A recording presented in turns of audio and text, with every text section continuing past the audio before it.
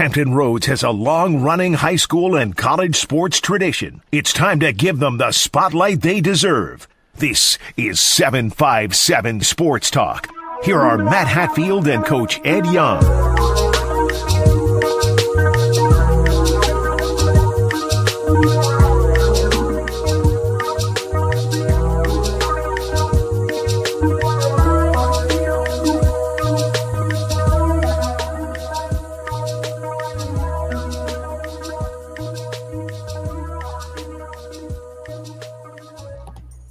Good Saturday morning and welcome to another edition of 757 Sports Talk on Cova Sports TV. Like, share, and subscribe and interact with us all morning long as we talk to you about the world of sports, pro, college, and high school on this particular Saturday. I am Matthew Hatfield. My colleague, my cohort, my partner in crime is missing. What's new?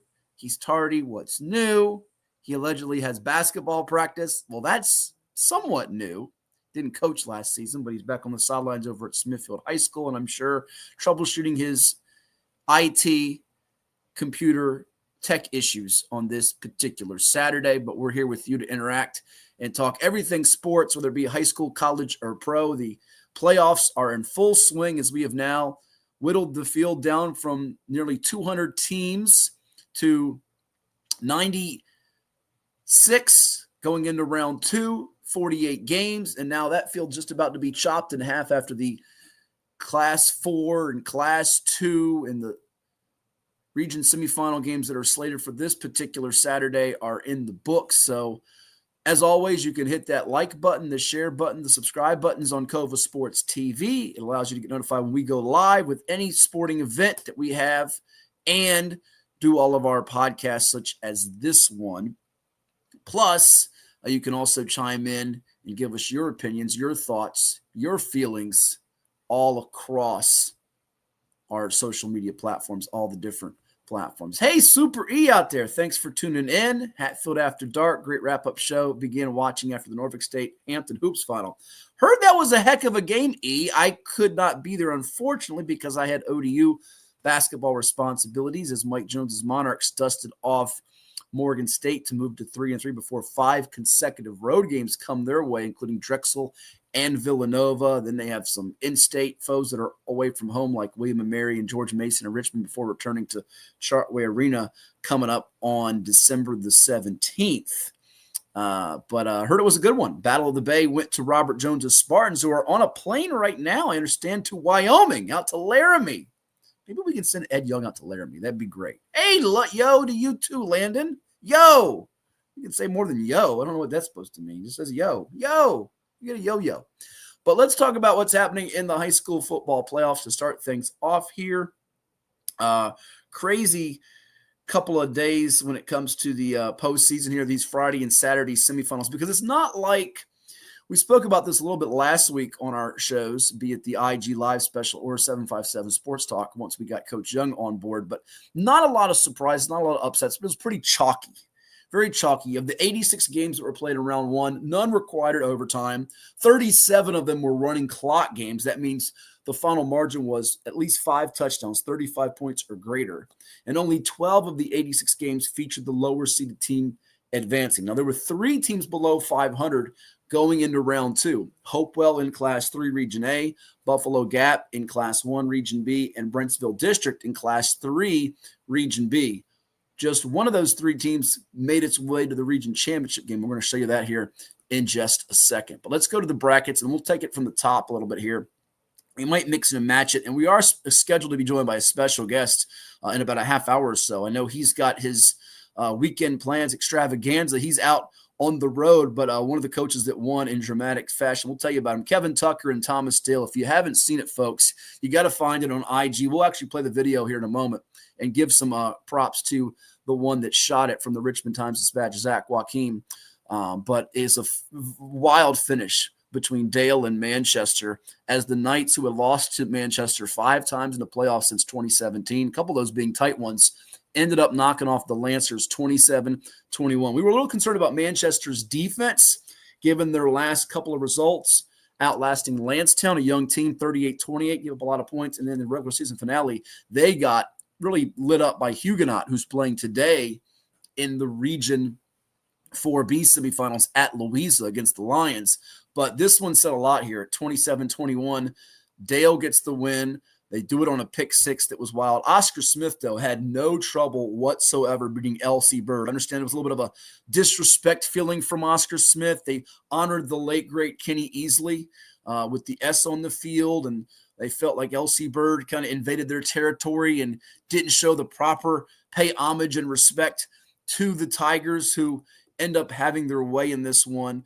Easy night for Lonnie Andrews III, Travis Johnson, and that offense, which ran the ball well. Defensively, they were smothering behind Narod Jarvis, the Buffalo commit, and it was all Oscar Smith from the very beginning. 3 touchdown passes for Lonnie, the UVA commit. Trayshawn Bradley caught a couple of them. Quali Price had a touchdown catch. Breon Gibson ran to the house, and Oscar Smith did it with ease. But Vicente Chavaria Jr. is the one that had this pick six that you got to see to believe, folks. We're going to play it for you right now here as we pull the brackets down just for a second. But again, Dale tied up in this game, 21 all. You need a little context. It's 21 all. They're probably headed to overtime. I believe the ball was on the 41-yard line. I don't know if it was at Dale's 41 or Manchester's 41, and there might have been 3 seconds, 6 seconds, 9 seconds. It's essentially the final play of regulation. So Landon Abernathy, a really good 4-year starting quarterback, is going to take a heave into the end zone for Manchester, and here's what played out from there.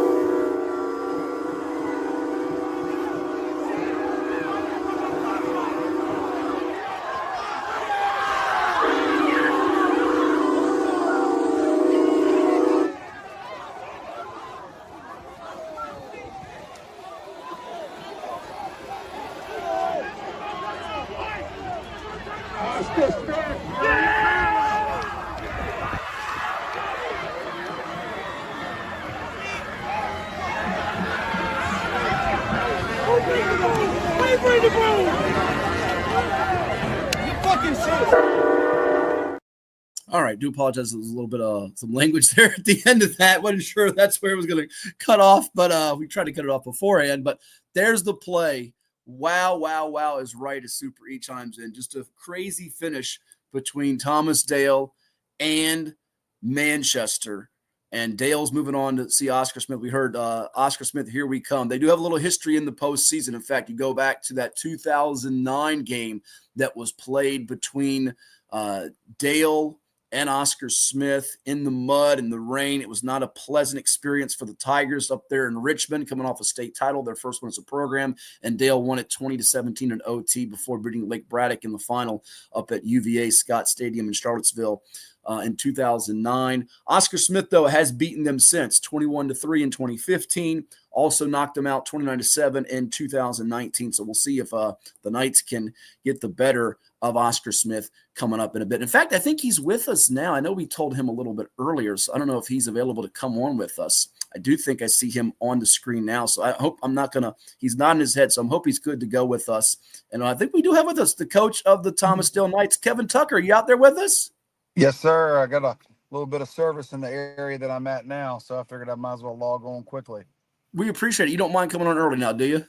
No, sir. No, sir. Not at all. Let's talk about it. Vicente Chavaria Jr., we just played his pick six. It's one of the plays of the year. It made Sports Center on the late edition Friday night into Saturday morning. You've been doing this thing for a long time, and I know you're a Dale guy through and through. What did that play mean? Because it's funny, we expect the joyous celebration. I think some of your silence was initially waiting to see, please don't let there be a flag. Does this hold? Is that what you're thinking as this thing's unfolding? We're not going to overtime. Let's see if it stands. Take me through it. Unfortunately, last night we had quite a few whistles, inadvertent whistles. We had two on onside kicks that we recovered, inadvertent whistles. We had a flag late in the game where we had, had a big play, and just, again, like I tell the kids all the time, don't let the officiating control the outcome of the game. And our kids battled back, and we burned a timeout right there at the end. We saw how they were setting up. Our starting safety, who've been playing the last 5 weeks, Michael Bryant, who had a pick six earlier in the game, went out he got a little dizzy, had a big hit, and he's got to come off for a play. So we told Vinny, hey man, you've been back there all year. You're one of our captains on the defense. Go back there and do what you do best. And Vinny, playing center field, man, he went back there and made a hell of a play. And I'm watching. I'm like, please don't throw a flag. Please don't throw a flag. We had a kid on the sideline that had a chance to decleat somebody. And luckily, he just put his hands up and kind of just got in the way. And Vinny did what Vinny does, man. He just made a play on the ball. And 99 yards later, the whole team was down in the end zone celebrating. And I'm looking all over the field, making sure there was no flags. It was one of the best plays that I've been a part of at Thomasdale and the 24 years that I've been there. Absolutely. It's going to go down in the annals, regardless how this plays out. If you're able to go beat Oscar Smith, win a region championship, state championship, this is something that's a memory for that kid, your program, your coaches, players, fans, and community. And just touch on that a little bit more, because I remember it also brought me back to, I'm sure you remember it in the national championship in college basketball a few years back, Jade Wright of Villanova, when Chris Jenkins hits the shot against North Carolina, he doesn't jump up and down, because you all as coaches, your program to think what's next, how do you handle things, almost the hope for the best but prepare for the worst, right? Yeah, because we were going into that last play, and I'd already told my coordinator on offense, I was like, all right, start getting your overtime plays ready. We've got a set of plays that we usually run when we do it every week from the 10 and in, offense and defense. And we were already getting that prepared, and they threw the ball up. And normally at that time of the game, we've kind of taught our kids to just knock the ball down. Because I've been on the other end of it, where the ball gets bounced up by a defender and my guy comes down with it, and we've won a game. So when Vinny went up, and I was like, oh, he's going to knock it down, and he comes down with the ball and he catches it, and I'm like, oh my God, here we go. And like I said, again, just one of those magical plays that, like I said, we're glad we were on that end of it. And like I said, we loved it, and just super, super pumped to have an opportunity to be practicing on Thanksgiving and get to go against my old college roommate, Chris Scott, again. Yeah, we'll talk about that storyline here in a second, as Kevin Tucker's Knights having a fabulous year, 10-1 on the season, winning it on the 99-yard pick six from Vinny Chavaria Jr. here, our guest on 757 Sports Talk on Cova Sports TV. Like, share, and subscribe. Before we delve in on the Oscar Smith matchup, Coach, too, and that play, if you haven't seen it, it's on Sports Center. It's all over the social media. You can find it. It's going viral. Oh, yeah. My phone's been getting blown up this morning on it. It's incredible. 99-yard pick six on the final play of the game. Speak on this battle with Manchester, because for years, and I know you have a ton of respect for that program from Tom Hall when he was there, now at Prince George, to Coach Jason Harrell. But you've had some battles. You've come up just short against them. To lose, I think, the last 4 or 5, as I mentioned, in the postseason. To win it the way you did after they battled back in the game, it's got to mean a ton for your kids, the ones that have been through those wars and have been chopping wood throughout the offseason and now. Yeah, 2 years ago, they came over to our place, and, we were having a pretty magical season at that time. And, it was Ethan Minner. I guess it might have been 3 years ago now. And Ethan Minner, it was 4th and goal. Instead of kicking the field goal like a normal person would, I went for the win. We were down by 3, and like I said, the ball just got tipped and just kind of fell out of the receiver's hands, and just one of those deals where just heartbreak. And then the next year they came over and kind of handed it to us pretty good. And our kids that were on that team, Michael Davis and Danny Lewis and Michael Flowers and Cole Lineberger, they remember them coming down and playing the boombox on the TD and dancing and celebrating, and just kind of that heartbreak, that hurt. And they just one of those deals where they just a little chip on the shoulder, to speak. And for 2 weeks we had great practices, and I think a lot of that was those seniors that had been a part of those losses for the last 3 years, wanting to get back. And to go up at halftime again, 21-6, We had two onside kicks that we should have had. We should have probably been up 35-6 at half, and came out a little flat. Manchester battles back, ties the game up, and our kids again never gave up, and that's the resilience of this team, and hopefully we'll have a little bit of that magic going down to the 757 next week to play Oscar Smith. Yeah, we'll get your take on that matchup coming up with the Tigers, defending Class 6 state champs. But let's highlight some of your youngsters that have been putting in some hard work. Certainly, Vinny is now a household name with what he accomplished, but you have a bunch of 3-year and 4-year contributors, some new faces to the lineup this year, a couple of commits like you touched on. Cole Lineberger, I believe, is going to Navy. N.J. Hines, who's committed to William & Mary. Tell us about the ones that have done it for you all year long, be it offensively, defensively, special teams that have made their mark and helping you get these 10 wins this year. Well, I think it starts with defense, and we're led by our senior middle linebacker Michael Davis. Mike's probably going to end up at Air Force. He's somewhat committed out there. He's he's got a couple of things going for him. USC is called, and some of the other schools, and they are starting to take notice. He short season last year with an injury, and his senior year he's been balling out. Had another monster game last night. I think he had 12 or 13 tackles. He's just sideline to sideline all over the field. The front four, led by Cole Lineberger, Xavier Brown, Javaris Tucker, Marcus Bird. I mean, those four guys are just a force to be reckoned with. Jamal Nolan, the other inside linebacker, and just again having that type of front six allows our defense, to bring pressure. And also, with the defensive backs, stepping up last night. I mean, we were going against some great receivers last night. Dexter Richardson, had, I think, 5 pass breakups last night. Michael Bryan had an interception for a touchdown. Vinny had 2 or 3 pass breakups and an interception for a touchdown. Jeremiah Carey, another, youngster that, made 2 great plays on the ball, late in the game to prevent touchdowns. Chris Ward, the other, corner I think he's leading our team with 5 interceptions this year. So, top to bottom, that defense has just gotten it done.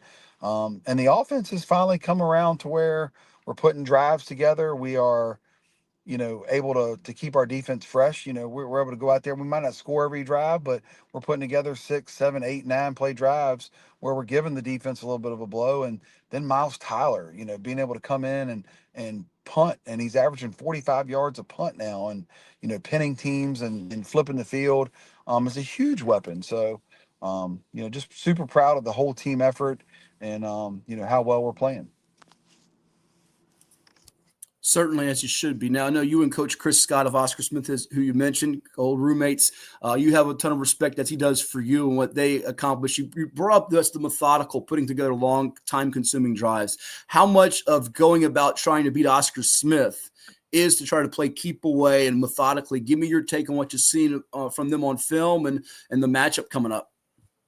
So, I haven't got a lot of film because, I wanted to get over the Manchester hump, and throughout the year, we've kind of saw some things here and there from Oscar Smith. But to be honest with you, we needed to get over this first hump first. So really going to dive into the film today. What I do know about, Chris and his teams, they're always well prepared. He's got a great quarterback who can put the ball anywhere he wants to put it on the field.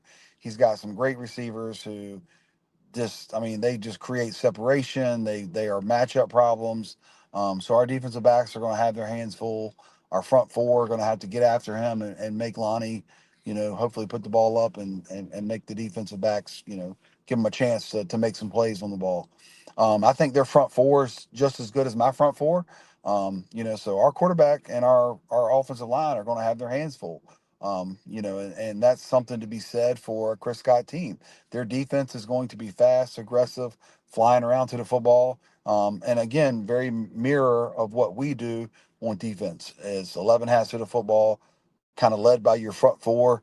And if you got 4 guys like they do and like we do, you can afford to play, some bracket coverages and so forth, and try to give your, your defense a good pass coverage because of the front four making such great plays. So, like I said, we expect it to be a battle down there, and hopefully our offense is going to come prepared and ready to make a little noise. Yeah, a little bit of the history between your program and theirs. We mentioned the 2009 win that happened in the state playoffs on the way to the championship under the late Vic Williams. And now the last couple times you've come up short against them. But it feels like every year now in Class 6, it's you guys, it's Manchester, it's Oscar Smith. You all kind of have that tradition and program from the summertime to now. I know you go through the Central District and they play through a tough Southeastern District. But there's not a ton of secrets when you get here to November, is there? No, when you get to December, late, practicing on Thanksgiving, you better have a good, strong run game because you never know what the weather's going to come. And you better have a defense that's going to be able to fly to the football, make plays, and create, field position, create turnovers. And I think both of our programs have that. And I'm not trying to get ahead of ourselves, but I really feel like who comes out of our region is going to be the favorite to win the state title this year. So, like I said, I think we got our hands full. I think they got their hands full. And, at the end of the day, the winner's probably got a good shot at bringing home that trophy. Well, congratulations to you and your kids on a job well done. A heck of a performance. That pick that will live in infamy, the pick 6 on the final play by Vinny Chavaria Jr. I will say, full disclosure, we didn't pick you guys to win this game. However, I'm happy for you and your kids. I took a lot of flack from some people that actually said, you've got Dale ranked too high in your top 10, as if rankings mean anything. I think at the end of the year we had you number 4 in Class 6, but you're here in the final 8 and a chance to get to the final 4 in Class 6. Go enjoy it. Have a great Thanksgiving. I know you'll enjoy practicing on Thanksgiving weekend as you get ready for the Tigers of Oscar Smith. And one more final thing. It is a 7 o'clock kick on Friday night at Beard DeLong Easley Field. Is that correct? That is correct. Yes, sir. Okay. All right, so it's going to be a Friday night game. Go support the Knights and the Tigers. Should be a fun one with the 804 against the 757. Thomas Dale at 10-1, visiting the defending state champion Oscar Smith Tigers at 10-1. Thank you for the time today, Coach. Enjoy your weekend. Have a happy Thanksgiving, and we'll talk again soon. All right, thanks. Appreciate it, bud. You got it. That's Kevin Tucker, head football coach of the Thomas Dale Knights, our guest here on 757 Sports Talk. We'll take a timeout. We've got more coming your way. Like, share, and subscribe to Cova Sports TV and interact with us. And we'll hear more after this from our presenting sponsors. Stay tuned. For any athlete, making it to the top sometimes comes with a few steps back. That's why parents count on CHKD Sports Medicine, advanced diagnostics, treatment, and rehabilitation for sports injuries, just for young athletes like yours. With convenient locations across Hampton Roads and a whole team of experts here to keep your favorite player at the top of their game. CHKD Sports Medicine. Learn more at chkd.org or call the CHKD Sports Injury Hotline. Cova Painting. We don't just paint, we transform spaces. Visit covapainting.com or call 757-550-7357 and mention the Sportsplex for 10% off of projects over $1,000. What's up at DQ? Oh, just the best deal ever! The $7 bacon cheeseburger meal deal. Bacon cheeseburger for a limited time, plus fries, drink, and a sundae. Yeah, this is not the time to be modest. It's all full size for just $7. And there's bacon on that burger. The $7 bacon cheeseburger meal deal.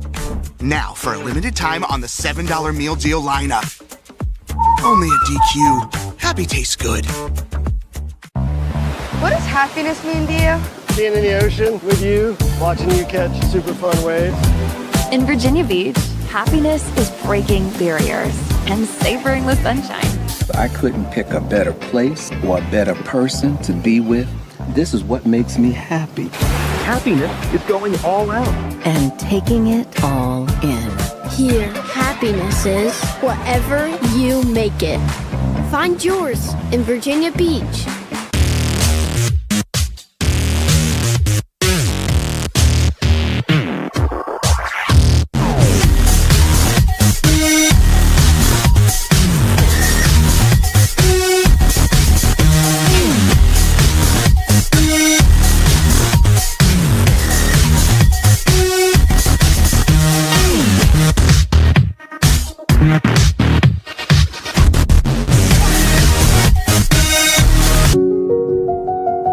I grew up here. I know this town. I know the people here. More important, they know me. As a banker at Town Bank, we become part of the communities we serve. The people who bank with us, our members, know us. When you bank with Town Bank, you'll know your banker. You'll know you can reach us and you'll know we're here for you. James Catato tells us tonight there's a new team making new noise in the USL2 scene on the other side of the water.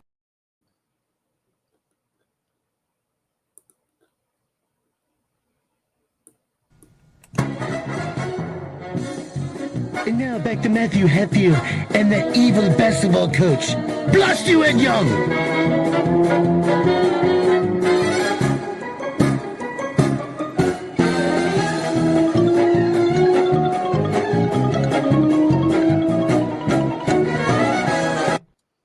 And welcome you back to 757 Sports Talk on Cova Sports TV. Like, share, and subscribe and interact with us. Matthew Hatfield here. We thank the head football coach of the Thomasdale Knights, Kevin Tucker, for coming on after that thrilling 27-21 win over the Manchester Lancers in the region semifinals as they get ready for Oscar Smith, the defending state champs, in the Region 6A title game. My cohort, the coach Ed Young, did pop on a few seconds ago, but I don't see him presently. I do see I think it's the light in the classroom or wherever he is. So if he does hear us and wave to me or message me back, we will pop him on and say hello to him this morning and let him interact with me.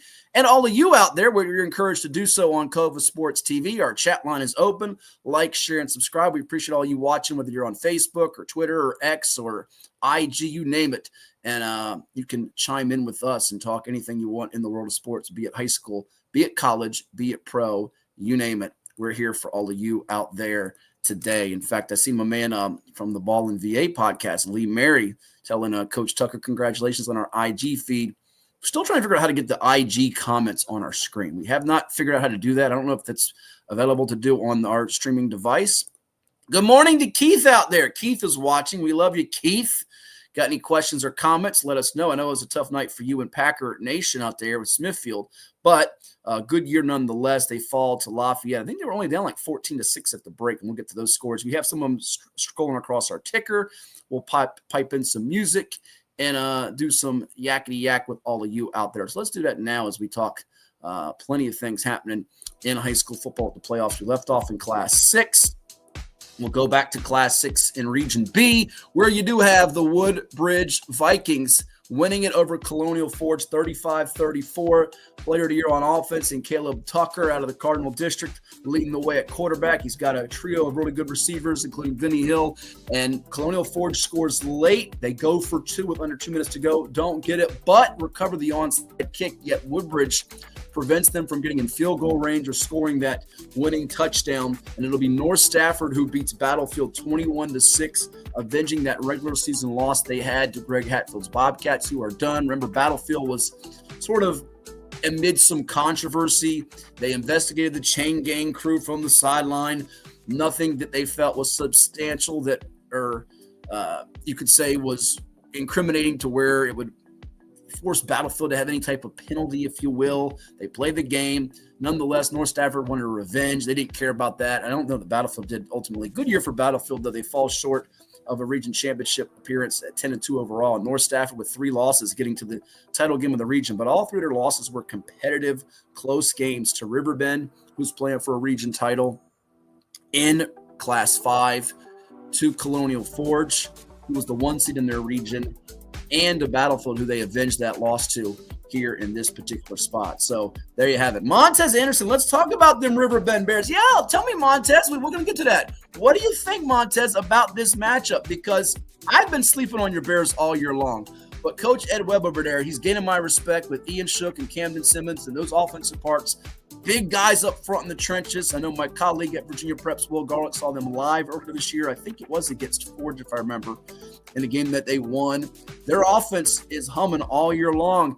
Montez, answer this for me if you're out there. How many points will it take to beat Stonebridge, who's got a defense with 7 shutouts, 5 in a row? I want to know what the number is to beat them. I think you can beat them.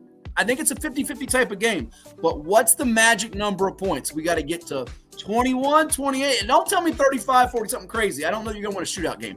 What's the number you got to score to beat them? I want to hear from you out there, Montez, and our man Charles Elkins out there who, by the way, I know he wants to get in touch with Ed Young. He was interacting with us last week. Charles is telling me some misty rain in Louisa. I tell you what I'm doing today, Charles. I thought about going to Darling Stadium for Hampton Phoebus kicking off at noon. But here's what I'm doing. And for all my Virginia Preps friends out there and folks that read the site and message board posters and all that, I know they'll be disappointed. I'm not going to live blog a game today probably, but I'm going to have 2 screens open. And I know I got my team coverage with Danny Lewis and Will Garlick up there in Mineral for Louisa and the Lions to take on the Huguenot Falcons. I'm going to have 1 screen on Hampton Phoebus kicking off at noon at Darling Stadium with the great voice of Jim Schaffner on the mic. Hampton Media Network on YouTube if you want to watch the game. I'll probably tweet out the link. And then you can also get that NFHS subscription. Use that promo code we've been sharing with our friends. Thanks to Leslie and the great gang at NFHS. You save some money. You can watch all kinds of high school sports, football throughout the year, live games, replay, basketball. If you can't make it out to see the one and only Ed Young in person, you can see his Smithfield Packers because I'm pretty sure they have the Pixelot camera there at Smithfield. So many gyms across the state and other sports too, not just basketball and football. You can see volleyball, field hockey, this sport, winter, fall, spring. Anyhow, I'm going to have the NFHS stream at 1 o'clock on Louisa and Huguenot and the other computer at 12 noon on Hampton Phoebus. And they have rain or shine.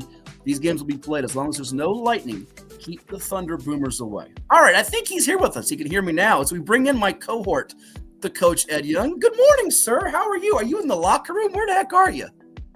I am in the locker room of the Smithfield Packer football team, which was not a good night for them. And it does not smell good in here either, but it was the closest I can be to come on, get on the show. And I heard Coach Tucker's interview, most of it, and then I had to hurry up. My team was lifting, so I had to go in there and end our lift with our words of the day. What's our focus on our next practice? So I had to give them that. And the young fellows, a couple of them are staying back and getting some extra lifting in, and I'm ready to roll live and in color. Whoa, Montez. First of all, he says the boys are ready for Stonebridge. Riverbend by 21. That line will run through a wall for Coach Ed Webb. All right, I respect it. But Montez, I asked you, what's the magic number of points? In other words, when I say magic number, if Riverbend hits this number, these digits on the scoreboard, you can say it's in the bag. We've got this one. Stonebridge can't score this to beat us. What's the number you got to get to that basically ensures you in your mind a win? I'm thinking top of my head, Ed, with that Stonebridge defense, which is lights out. Again, only one team has scored more than 7 points all year, which is Quince Orchard. And Maryland Power, I think they're number 2 in the state in Maryland. Meanwhile, this Riverbend offense that you hear Montez talking about with that big line leading the way for Ian Shook and Camden Simmons, this offense has scored no less than 21 all year long, averaging 47.6 points per game. And we'll move it down to the bracket so people can see it here. And we'll get back to the Class 6 Region D and other games in Class 5, including some of the 7-5-7 teams. So bear with us this morning here on Cova Sports TV. But we put it up on the screen. 56 on the board. Shutout of Potomac Falls. Stonebridge blanks John Champ. Easy as can be. Ed said when the bracket came out, you could pretty much put this to the finals. I don't know why we didn't put Riverbend in there, but they're in the finals. You know it. You got 11-0 versus 10-1. What do you think? Montez is excited, as is Riverbend, and the Stonebridge fans are excited. It's a 1 o'clock kick on Friday. I want to make it in person, Ed, but I'm gonna cheat. Not to lie if you can, steal if you must, but always cheat. I'm gonna watch that probably on NFHS. I believe our good pal Andy Hayes and company are gonna broadcast, give you some commentary on that game, and then when that game's over, I can make my little skedaddle to whatever region final at night I'll go see. Because if I go up there to Ashburn with the traffic, I won't get home till 2 a.m. And trust me, my traffic extravaganzas this year have been nauseating, to say the least. And you know what I mean by nauseating. But that's the way to go. Watch it. Go check out a game in person. I want to see as much as I can. And I think that's the plan of attack for me. But your take, I think of the 24 region finals, and I said this on Friday night, I think the best one of the entire bunch is Stonebridge Riverbend, because Stonebridge has been there before. Second-year coach in Kedrick Golston, former NFL player, taking over for a Hall of Famer in Mickey Thompson, who retired. Now the OC at Independence, just helping out on the side. And then you also have this new kid on the block in Riverbend. They've not been around for 30, 40 years. They've not been in a bunch of championship games, but they're putting up numbers since way back in September. There's a lot of intrigue for this game, and it feels like it could go either way. It's a coin flip type of game. Yeah, I mean, I'm excited just to see that kind of points. Fan bases are ready. One likes to score a lot. Well, they both can score points. Yeah. But Stonebridge got the defense at. Their defense is probably the best in the state. Yeah, that Stonebridge defense. It's going to be interesting. But Riverside's ready to come in. River Bend, not Riverside. River Bend. Don't confuse them. River Bend. There's too many rivers going on here. Not Nansman River. You're not there anymore. You're out of the river. Not at that river. I'm in the field now. I'm out in the field. I'll be honest. I can't call that one right here. I'm going to have to look at. I'm going to have That's to have fair. my sources are going to have to dive into that a little bit more, and let me see. That's going to be a tough call. By the way, speaking of rivers real quick, we're going to get to more in Class 5 and Class 6 other divisions. How about Indian River's freshman quarterback? And you know who he is. It's Lord Malik Haru. And we've talked about him on the show. We've interviewed him on the show. He's been great all year long. In fact, he was our reigning Chicho's Pizza Player of the Week. So we put it up on the screen now for folks. Last week's game, he had 5 touchdown passes against Kempsville, bringing his total to 2297 and 28 in terms of yards and TDs through the air on the season. Last night against Cox in a game that was 7-3 at half and 7-3 late in the third quarter. I think 14-3 at the start of the fourth quarter. He goes 21 of 27 for 339 yards and 4 touchdowns, 2 long ones to Jason Preston, an underrated, unheralded senior who will play somewhere at the next level with a few offers on the board. 339 and 4 touchdowns, completing better than 75% of his passes against a defense. And I know people say, oh, it's the Beach District. It's not as rugged as other districts. He's given up just 12 points per game in a year and held Green Run at 20. My, oh my, he's gone from perhaps the best freshman quarterback in the state to in the conversation as one of the most prolific quarterbacks in all of Virginia right now as a 9th grader. Incredible. Extremely talented. And what I like about it, from what I'm seeing from a distance, very heady, very smart at what he's doing, not just all athleticism. For a freshman at the most, I still keep saying it's the most important position of any team sport, that quarterback spot. That's amazing for a freshman to be doing that and putting those kind of numbers up and doing it in big games, not just against teams that have 1 or 2 wins.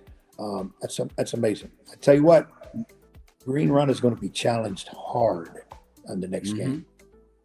They are. There's no question about it. We'll get to that in a second. Let's go to Occoquan Region 6C. I know you love that name, Occoquan, where you have West Springfield beating Fairfax, Lake Braddock beating South County. No real surprises. We spoke about it briefly last night while you were at Chartway Arena, where I was doing the ODU men's basketball game, filling in for Ted Alexander alongside Dennis Wolf afterwards, looking at some of the scores last night because I didn't get a chance to watch any games live doing my broadcasting. But Lake Braddock and West Springfield played a good one late in the year. The question to you here as we go through C and we go through D, and we just had on Kevin Tucker. Madison beat Centerville 35-34. They stopped the 2-point conversion. They avenged the loss to Centerville from the regular season. And Justin Counts' team has been to the state playoffs, I think, 5 or 6 years in a row now.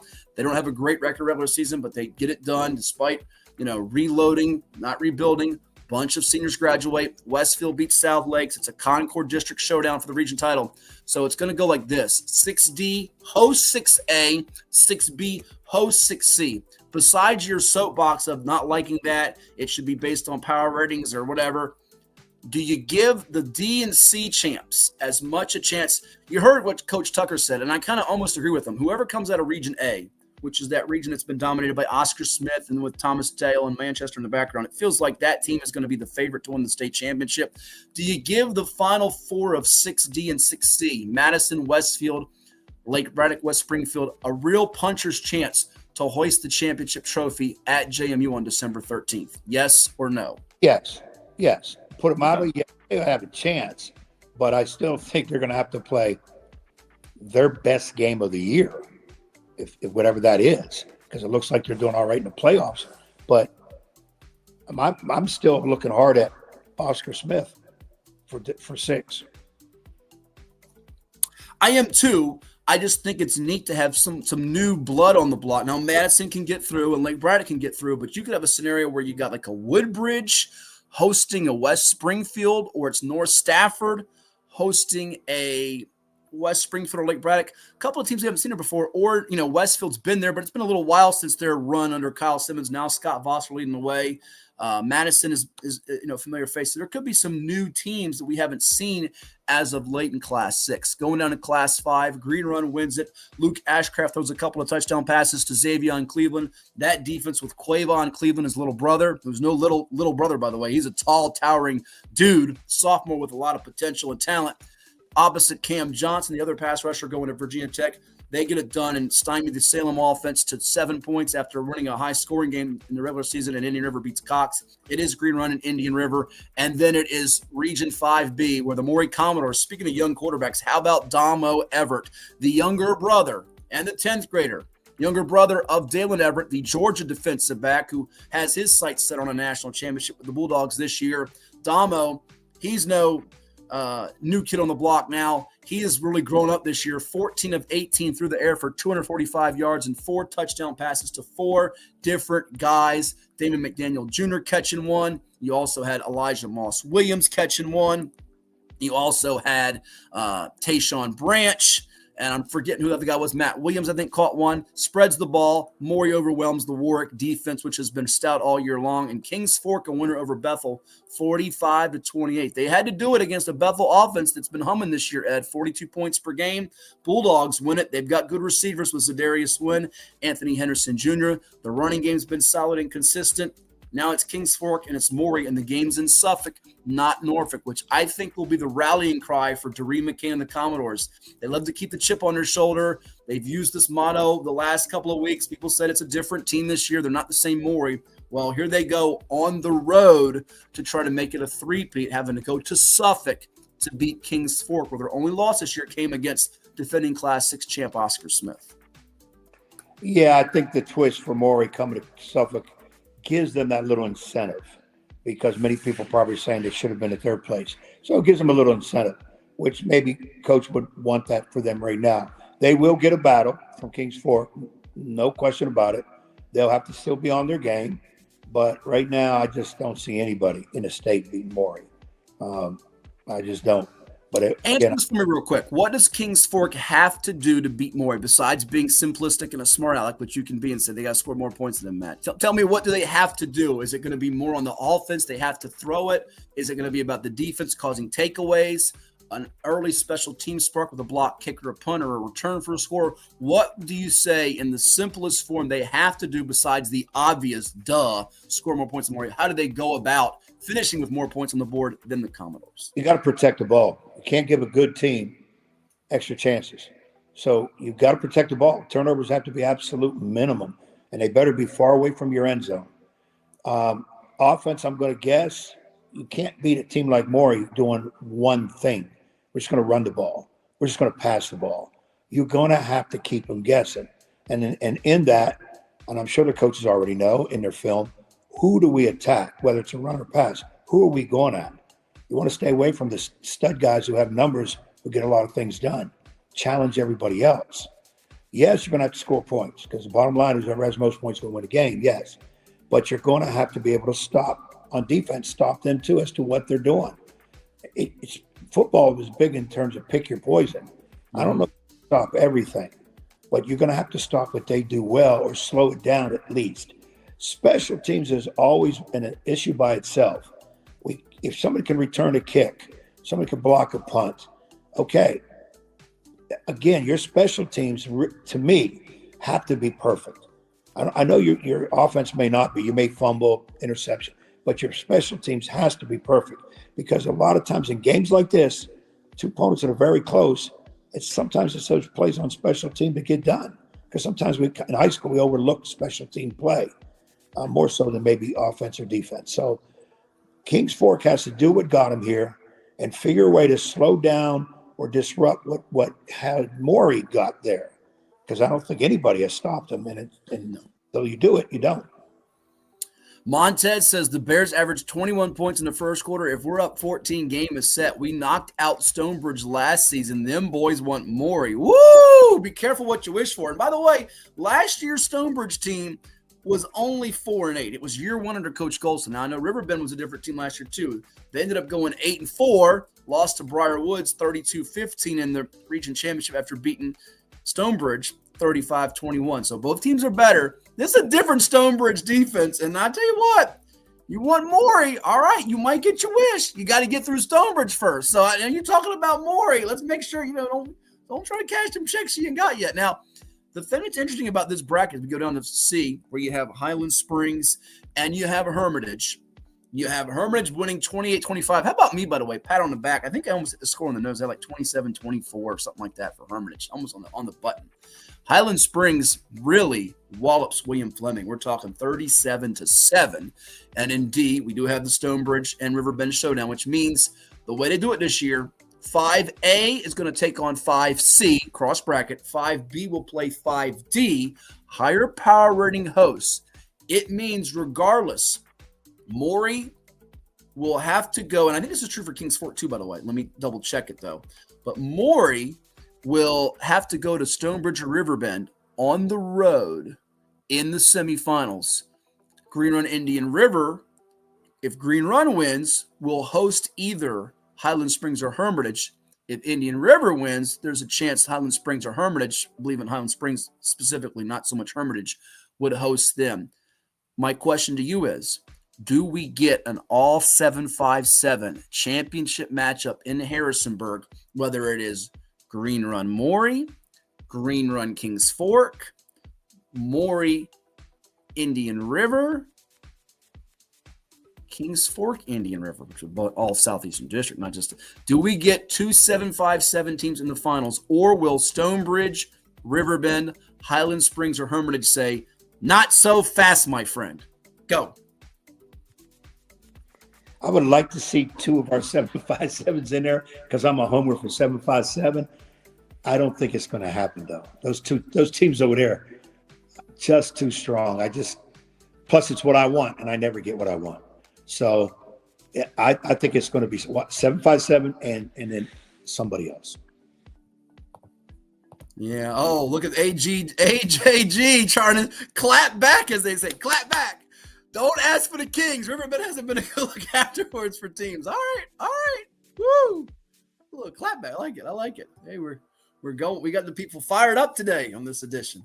Well, and I know you like this kind of talk, but here's I am as a coaching perspective.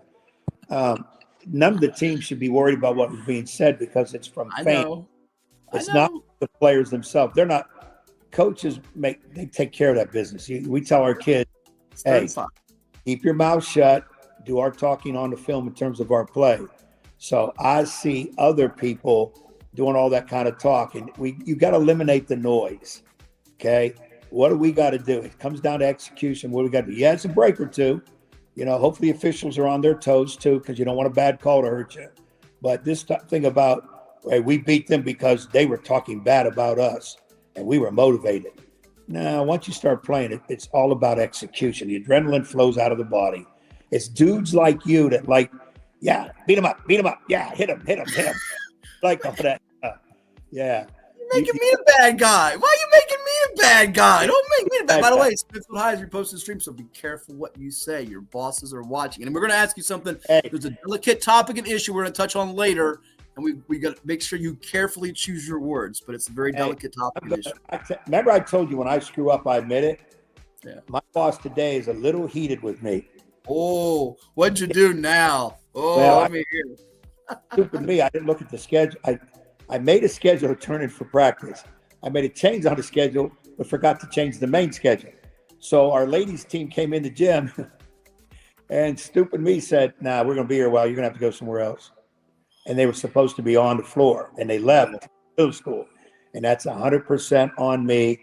I got to go to my knees to the girls' coach and say, I owe you big. No. That's not what you do. This is what you do. If Pat out there's watching, this is what you make Ed Young do. He makes kids have to do conditioning and run laps. They should have to video you running a lap. And not just a lap, laps, plural. They should make you have to suffer the consequences and then donate to some type of good cause out there for all of your bad actions that you've had this week. Shame on you. I'm waiting for you to say you should shave your head and put on there, I messed up. No, we'll let you do that when you get a bad prediction or something and I beat you on that. We'll say that for later. We do that too much as it is. But make you have to do physical labor where you're running, huffing and puffing. That's what we need you to do. That's what we need. We really do. Yeah. Oh, So good. hopefully, I also thought you wanted me to do the ice bucket challenge again. Bring that back. oh yeah, we can do that, but it's a little cold right now. I don't want you to get pneumonia and catch a cold. We'll wait till it warms up in the spring. Somebody or whatever. What's that? When do you care about somebody's cold or No, I do. Listen, and this is a very touchy topic, delicate. We've lost some. We talked about it on last week's show. Some treasured people with the passings of Dr. Jim Jarrett at Old Dominion and Kenny Easley at Oscar Smith, the legend there who we spoke about earlier, and then the tragic losses of coaches on the sidelines with John White at Bayside and with Ray Colston at Kempsville, assistant coach. And by the way, really nice touch last night by the Beach District coaches. They had on the sidelines at Cox High School and at Green Run High School as the Falcons played host to Indian River and the Stallions played host to Salem's Sun Devils, helmets for Kempsville and Bayside in memory of both Ray Colston and John White. So just a really nice touch there by those schools, those coaches, those administrators. I know that the communities, the city, even the whole 757 are very broken up about this. And they're having a celebration of life for John White coming up on Monday, November 24th at 5 p.m. in the Bayside High Auditorium. They did have a candlelight vigil for the school staff, students, and people over at Bayside on Thursday. And then I don't want to dwell on this too much here because I know we're here to talk about playoffs and so forth. But Ed, still very difficult to digest, and we send our condolences, our thoughts, and prayers to those communities. It's never easy to process. Never is. No, and I don't want to dwell on it either because I'm still kind of like mad that it happened. I'm kind of confused that it happened. I'm sad that it happened. Good people, and I had a bit of news. I can't divulge who it is because they told me not to say nothing. Real good coaching friend of mine was told he has cancer.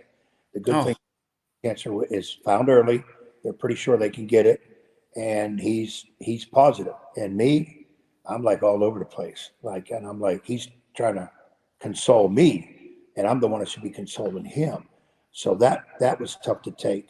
And then I heard the story about the Union coach. I think you might have already mentioned. Well, let's hold off on that. Let's hold off on that because not everything has been confirmed on that front. But I do want to throw to you what has been officially reported on that front. So let me stop you right there. I don't mean to interrupt you, but again, not everything that we've heard has been officially confirmed. Right. What we're hearing and we're fearing is true, may be true, but again, there's more on that. We're going to get to that in class 2 in a bit, but I didn't mean to cut you off there because again, there's a lot being reported, a lot being stated, and it's not all been officially confirmed, although we do have enough sources on what's happening there or what has happened there, and it doesn't seem good. So again, we want to also echo what I said earlier, thoughts and prayers. If people are unaware, I'm sure you can do a Google search. I'm sure you can check your local news outlets. Here's what now that we hit on that, and we'll get more on that in a moment. But for those that don't know what you're talking about, the Union coach, it has been reported that Coach Travis Turner of Union has been the subject of a Virginia State Police investigation. He's been their head coach at Union since 2011, and they're an undefeated team that's scheduled to take on Graham High, the G-Men, defending state champs in Class 2. Your pick to win that game today. He was contacted by authorities on Thursday, but not arrested. An agency spokesman confirmed to the Bristol Herald-Courier on Friday afternoon. Their statement says, as part of the early stages of an investigation, Virginia State Police special agents from the Bureau of Criminal Investigation Whitfield Field Office were sent to the residence of Travis L. Turner, 46 years of age, of Appalachia, Virginia. This was part of the investigation and not to arrest Turner. While in transit, the agents were informed that Turner was no longer at the location. At this time, Turner has not been located and the investigation remains ongoing. I have not seen anything new. There's a lot out there. There was a staff member at Union that was placed on administrative leave with pay while an external agency reviews an allegation that was reported to them. That was what Mike Goforth, the superintendent for Wise County Schools, said. I don't think he's expected to coach the game. I don't know what's going to happen with the game. And I'll get your take on that and just what's happening from a coaching standpoint on that game as we get to that in a moment. But a lot to happen there, or a lot to go over there in Class 2. But we're going to take a quick timeout and come back with classes 4, 3, 2, and 1 blast off. And we're going to play a little over or under do NFL picks to close out the show, top of the hour, because I got to be off at top of the hour to watch these football playoff games we got today. We've got a poll up on Cova Sports TV. If I can figure out how to post it, I will post it for you. Who wins today, Hampton or Phoebus? Ed picked Phoebus. He wants to change his pick to Hampton, folks. Given the uncertainty and all the swirling around speculation with Union, I want to change my pick to Graham, by the way. So you can let us know if we should be able to change our pick or not. Before we do go to break, we do have 2 comments I do want to address here. Zoe's Picks on IG asked me what game I was at last night. I was at the ODU men's basketball game with Morgan State. I had broadcasting duties after a morning game with the Lady Monarchs of ODU taking on East Carolina. ODU got the double dips. I won't take credit for that, but I will just say they were 2-0 with me on the mic. So, hey, you can't blame me if they, they lose. They've won with me. And our man Derek as a coaching football situation for you. Derek saw Riverheads and Sussex Central last night. We've been messaging back and forth, and he loves the young man at Riverheads who's really, really good on both sides of the ball as they knocked off Sussex Central, and that being Jackson Fitzgerald. He's number 6. He runs hard, and he plays well on defense. But he wants to know from you, Ed, football situation, 3rd and 1 in the red zone, and you're up. What play are you calling? Oh, this is easy. He's going to the air. He's tossing that sucker. He's throwing a fade route or a flea flicker. One of the two. Yeah, I'm going to my bag of tricks. Now, he says you're up. Now, that could be a 1 point up. I could be 20 points up. Yeah, it matters. So I'm going to assume Derek means maybe no more than a touchdown. You're up no more than a touchdown. Yeah. Make it viable. What would you run 3rd and 1? Well, 3rd and 1, high school, I got a decent line. I'm going to run it. I admit it. I'm going to run it. But now you don't want to do something crazy like a flea flicker or a reverse, or a pass the safe is like a fade in the corner of the end zone. The one thing I will say about throwing it here in the red zone, you're tight in space. The one thing is if you're going to throw it on 3rd and 1 and it's 4th and 1 coming up, then you can run it there. So you have a chance. You have a to play with there potentially. And I was going to mention that. Here it's 3rd down, not 4th. 4th is more like, it's only 3rd. So you can play with it a little bit. Plus, Derek, you got to give me more information. Is it 1st quarter? Is it 4th quarter? I'm assuming it's probably late in the game, 4th quarter, late in the game, because you're trying to, it's pressure, because that was the 1st quarter. You wouldn't even have to ask. It doesn't matter. You got the whole game to go. I mean, it matters because you're trying to score, but time and situation is big. That's one of the things we work on with our kids, our time and situation, because things change. Just because you took a shot in the 1st quarter from that same spot in the 4th quarter, you don't. I don't care if you've got 9 in a row. You don't hit the odds say you're going to miss your next one anyways. Right. So, yeah, to make it easy, I would probably, right off the top of my head, I'm going to think run it. But I'm crazy enough to yell timeout and hurry up and run an audible, and we'll throw maybe tight end over the middle. By the way, I got a note to tell you when we come back from break. And before we take a break, because we are going to take a break, we're overdue one. Our man Zoe's pick says tush push. That's right, dude, tush push. And he also said he was looking for me at a game. Well, Zoe's, if you're out there on IG and other people, if you're watching on Facebook or Twitter or X or LinkedIn or YouTube or Virginia Preps, you name it, I want to hear from all you out there. What region championship should Matt Hatfield come to? What game do you want me at? Don't throw any eggs at me, please. But what game should I go to? I already told you my plan of attack potentially is to see Stonebridge Riverbend at 1 o'clock there in person or on the stream. I'll probably watch it on the stream. But there's a night session, a 7 o'clock game. What game should I go to? Should I go see Smith and Dale? Should I go see Maury Kings Fork out in Suffolk, Indian River Green Run out in Virginia Beach, Lake Taylor Petersburg in Norfolk? I'm thinking, looking ahead, crystal ball, I might go see Lake Taylor Magna Vista in a state semi on a Saturday in early December. That's really attractive to me there in Norfolk. Sawyer's Titans against Favero's Warriors, if we get that. I know Lord Botetourt and Petersburg out there are saying, you're not going to get that, Hatfield. Shut up. Not happening. But let me know what game I should go to. Give us your opinion. Weigh in whether you're watching on Cova Sports TV or IG or Twitter or X, you name it. We've got more coming your way, though. It is 757 Sports Talk. Like, share, and subscribe to Cova Sports TV. And now this from those who help make it possible. Stay tuned. What makes a life a good one? Is it our adventures? Or the friends we find along the way? Is it the challenges we conquer together? Maybe it's the people's lives we touch every single day. So, what makes a life a good one? You'll have to figure that one out for yourself. What is more Is it more reps, more strength, more stamina? We say it's all of that, but it's greater than just what's in the mirror. It's about improving your mental and physical health. More is a feeling of achievement, fulfillment, confidence. It's looking better, feeling better, being better, and it's our mission to get you there. Because here, you are more. One Life Fitness. Portco is your local nonprofit organization dedicated to economic empowerment through employment for people with disabilities. We focus on abilities, not limitations, providing on-the-job vocational support. Find your pathway to employment. Contact us or learn more at portco.org. Well, it's everybody's favorite time of year again. Time to prepare to make your annual donation to that infernal revenue service. And if you're like me, you need help. Help to keep that donation as small as possible. So get off your W-2 and call John Maynard at John's Tax Service. 455-6763.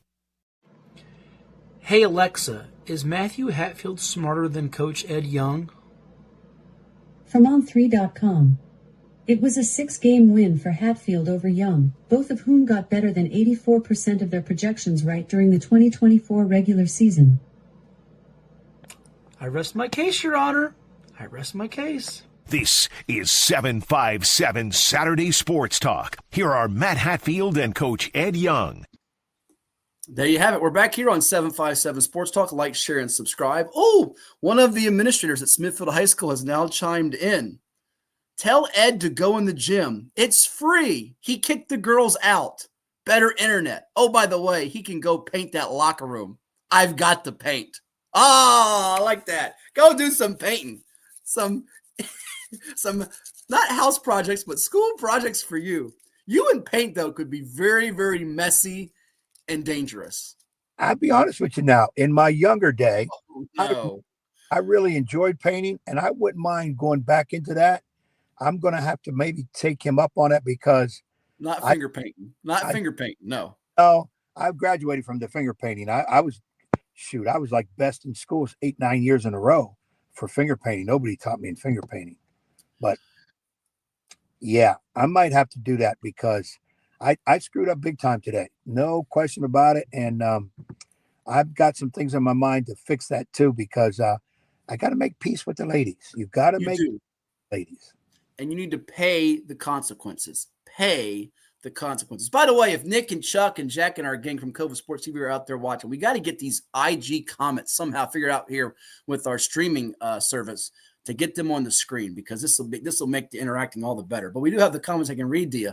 Our buddy Rod Johnson out there, Kings Fork football assistant, who we referenced with Anthony Joffrey a few weeks ago, my former colleague / boss at Virginia Preps, says rush push is Ed's regular Saturday night. Oh, I love it. Tush push is Ed's regular Saturday night. You meant to say not rush push. Tush push is Ed's regular Saturday night. That's hilarious. And Zoe's picks like that too. Hold on. Zoe's picks telling me go to Green Run, call your ride, don't text, which is their little call your ride, don't text. They say in the fourth quarter to the kids to call your ride, don't text when you got to get your ride home. But there you have it. Oh, you got a rebuttal to Rada? Oh, go ahead. What do you got to say? I have to no comment on that one. That's a slippery slope. That's a slippery slope. It's a slippery slope. It is. The tush push. Real quickly, not to go on a long diatribe. Do you think the tush push should be banned or outlawed in the NFL? You don't. Okay. No. So you think it's too much yak that needs to go away. Okay. Yeah, that don't get me started. These grown men saying the tush push should be gone. Hey man, stop the damn thing. Okay. You want it to be gone? Stop it. That's the bottom line. I mean, I bet you feel differently if it was the Raiders against the Eagles in the Super Bowl and you're down by. No, okay. I'm telling you 100%. I'm shocked. Just like baseball weenies that eliminated the shift. Oh, weenies. Now they're weenies. Sounds kind of weenie. People that did it. Yeah. We eliminate the shift instead of making guys bunt the doggone ball. Let's just eliminate the defensive shift, which is a strategy move by the managers. So let them do this. Put 5 guys on the left side of the field or right side. Just hit opposite. How about teaching hit opposite? We got little leaguers that can go to opposite field. We got guys making $40 million a year that can't. That's a doggone joke.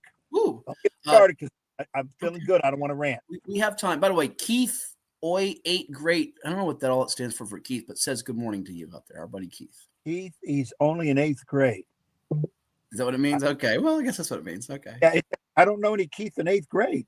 It's our buddy. I'm sure it's the one and only Keith, the only Keith, the one that has no last name that we all call. Is that you? Is that our Smithfield Keith? If It's it gotta is be. you, He'll tell you yes. Yeah. can you explain what it says while you're in 8th grade? Are you in 8th grade? Back to 8th grade? I'm not sure. That could take a long time to figure out here. Let's go to some more of the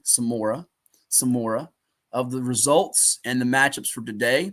Class 4 Region A, it's Hampton Phoebus. Remember, Hampton won comfortably by 30-plus the last go-around. Jeremy Blunt's team won a thriller. If you missed that, it's up on our TV edition of Cova Sports TV, but it's up there on the playlist if you go check it out. Our conversation with Coach after the win over Churchland. And Lafayette beat Smithfield 35-6. That defense was lights out.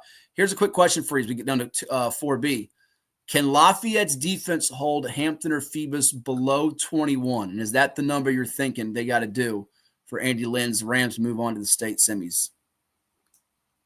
Lafayette would hope.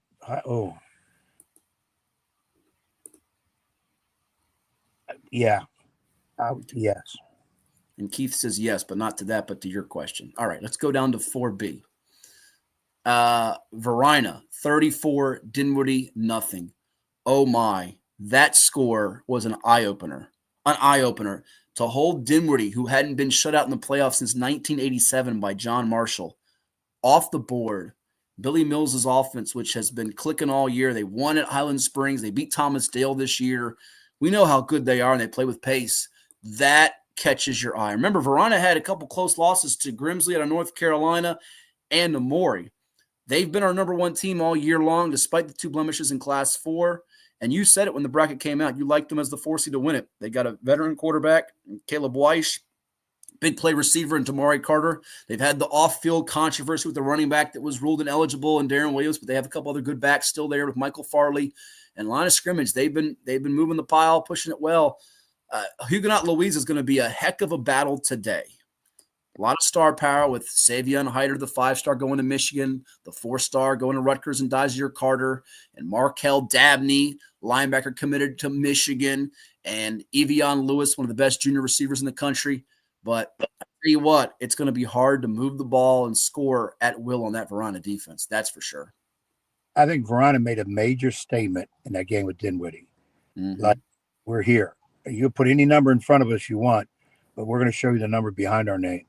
And 34-0 was a major statement. I don't see either Louisa or Huguenot. I think I have Louisa winning. I don't see them stopping Verona.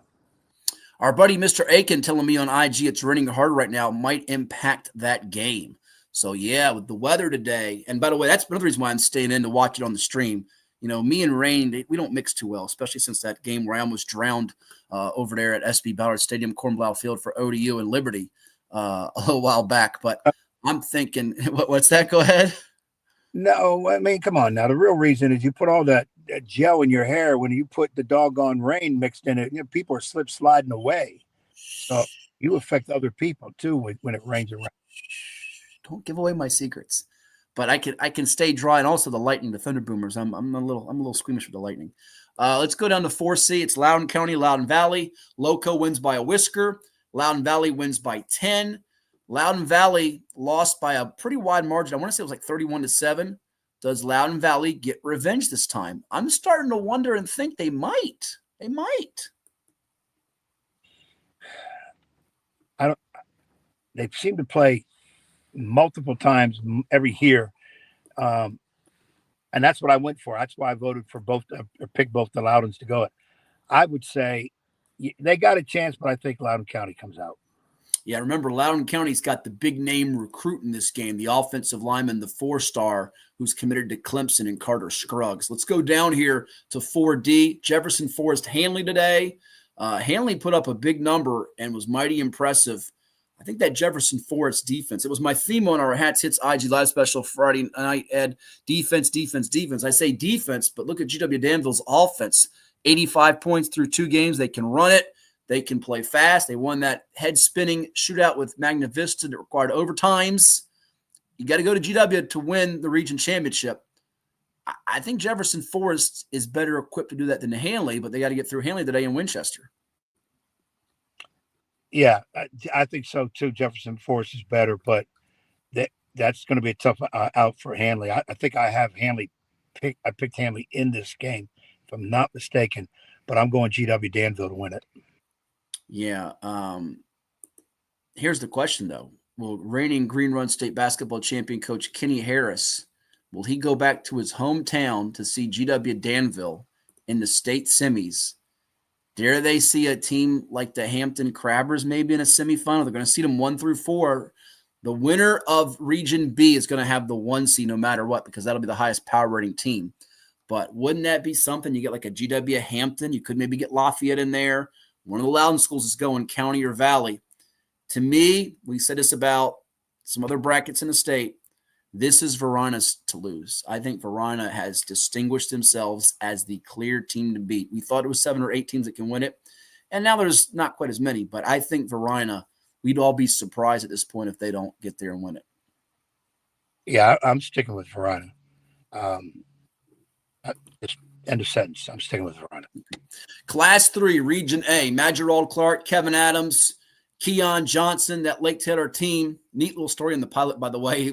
He was short and dumpy is what Hank Sawyer said Keon Johnson was when he got to him as a running back. But now, whether he's short and dumpy, he's productive. He's one of the best in the state running the football for his Titans. 91 points in 2 games. They take on Petersburg. We didn't think of Petersburg playing this deep into the postseason. We know they will basketball because it's their time now under Coach Ty White. Lake Taylor, Petersburg, and Norfolk. Decisive edge to Lake Taylor? Yes, I think Petersburg, the lights are bright for them in this situation. I'd like to. And they will bring pressure to Lake Taylor. They're going to bring the kitchen sink at you on defense. Kettle Run, Skyline. We both thought Culpepper, remember, you were kind of doubting him against Goochland, and Skyline's got that running back. He's pushing for 3,000, Zayden Burks. The question is going to be, he needs like 300 yards to stop Kettle Run, who's put up 98 points, almost 100 points through 2 playoff games. We got some high-powered offenses at the smaller school levels. Kettle Run had the coaching change in the offseason, but they've not missed a beat. Dyson Tapscott, sophomore, leading the way at quarterback. They're a machine right now on offense. Yeah, they're just points driven. I don't see anybody beating them on that side. All right, you told me when I got back from Halloween, Heritage, LCA will play again, and here they are. They almost met in the first round. 35-30 through the last go-round. Liberty Christian's offense is taking a little bit of a dip, maybe because of the defenses they've seen in Broadway and Wilson Memorial, 2 solid, 9-1, 10-1 teams at the time. Is the outcome any different with Heritage and LCA? I don't think it is. I know Liberty Christian's 2-time defending champs. I'm not going to doubt Frank Rocco, but I think the more physical team wins, and I think Brad Bradley's Pioneers are just a little bit more physical by a pinch. I agree, too. I think it'll be close. I think it could be a little bit of a come behind for Heritage, but they're going to prevail. Yep. Magna Vista, Lord Botetourt. Now, I wondered about Jamie Harless's defense. He's got some offensive firepower that can be game breakers. Angel Rigney at quarterback and Quentin Jones at running back. Magna Vista, oh, by the way, you want game breakers. How about 120 points in 2 games? All-time passer in Simeon Moore, 1,000-yard rusher in Ethan Dukes, receivers that are fleet-footed. Yeah, they've got game breakers. This could be a game in the 40s or 50s, which is right up your alley. I wouldn't mind it. That's the kind of games I love to see. Put a 55-50 game. It's all right with me. Armstrong Poquoson. We know how stifling that Poquoson defense is for Elliott Duty. They've got Braden Agnes, the Bay Rivers District Defensive Player of the Year. They got Carter Jones, one of the more coveted lineman prospects in all of Virginia. They shut down Southampton's offense. 42-6 a win. And how about the wing T rushing attack, putting up 429 yards of offense for Poquoson. Austin Conley and Dom Galakgak and Cody Little, that whole crew running the football. But Armstrong, speak of offense, they've got it in spades. They've been throwing the football all year long extremely well. Here it is. They beat TJ in a rematch game. The game's going to be played in the 804. We knew whoever had home field would have a big edge, whether the game was going to be played in the Bay Rivers District at Poquoson or it's going to be in the city in the 804. And that's going to be – Poquoson cannot get behind multiple scores in this game or it's lights out to me. They have to keep this tight and shorten the game. The question is going to be, can they do that? I don't know that they can. Tall order. I think Poquoson nudges Armstrong. But I'm like you. If they get down 14 early, it's going to be a struggle for them to come back. The run game is good for Pocosin. I think that Pocosin prevails it.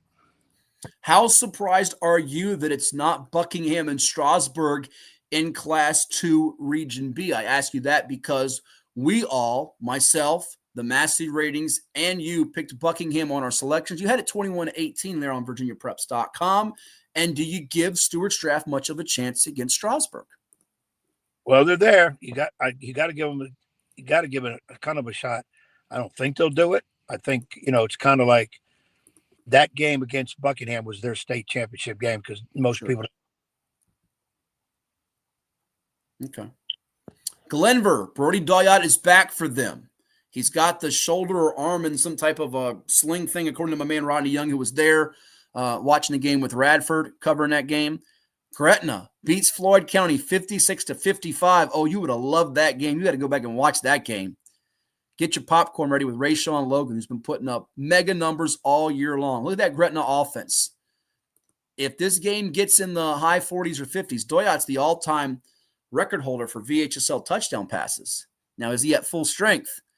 I tell you what, though, I don't know that Gretna can win that kind of game with Glenver. I think this is Glenver's to take. It looks like Doyot is back. That matters because if they have Doyot compromised, I've said it to you since the playoffs came out, that can swing things to the Hawks. Yeah, I'm wondering what are the ways they score? Is it mixed? Is it pass? Is it run?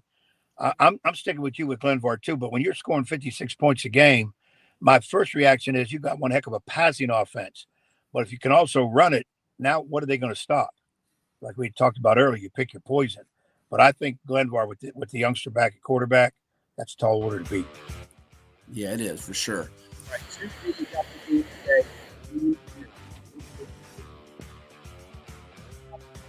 Now, not for a long period of time, but Ed, given all the speculation, all the noise, you talked about, as a matter of fact, Kevin Tucker might have said it, not you, about blocking out noise. I think, no, you said it, I believe. How does Union go about blocking out noise and distractions here? They beat Graham earlier this season, but all that's swirling around their community with this, situation with Travis Turner. If you missed it earlier, he's the subject of a Virginia State Police investigation. Been missing. We're not even sure if he's alive. Well, we're not even sure what his status is. How do these kids and coaches, how do they all cope with this and get ready for a big football game against the defending state champs? What would you do if you're put yourself in the shoes of someone on that staff? How would you handle it? Well, it's a tough one. I'm going to tell you that right now. Those kids, sure. He's got a good relationship with those kids. You can't just say, all right, coach is not here. We're going to find out what happened. Don't worry about it. Let's go out and play. That's easier said than done. And by the way, you can't keep things from kids. I've actually brought this up with somebody off record on there and said, well, you don't tell the kids. I'm like, bull crap. I think kids know more than sometimes you all do as adults, right? Yeah. Kids sometimes tell us what the heck is going on. Right. And you can't just overlook it. It's human nature, number one. Forget the athletes. It's human nature. And there's confusion. Where's our coach? Why is he not here? Why did he abandon us? Where's he at? Well, we heard this happen. No, I heard this is what really happened. There's too many stories. And some of them are not very good at all. Right. This is a tough one. I'm a little surprised. Not knowing the situation, I don't want to open my mouth a lot. I'm almost surprised this game hasn't been postponed.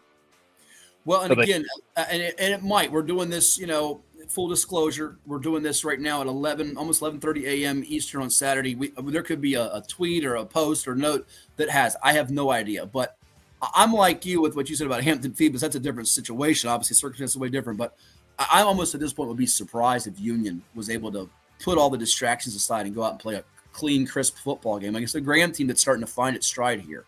I mean, this is – there's a lot happening there. Lebanon Ridgeview, I mean, it's easy to say the winner of Graham Union is going to win the region, and dare we say go on to win the state championship. But Lebanon Ridgeview, I said it last night, I don't mean any disrespect to those programs.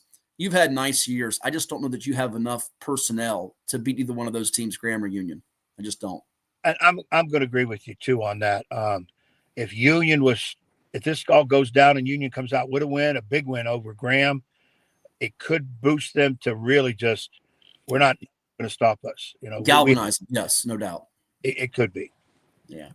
2A plays 2B, 2C plays 2D. Real quickly, Essex Rappahannock. We know what Essex has done to Rappahannock in the past. Rappahannock's coming off a nice win over Northampton.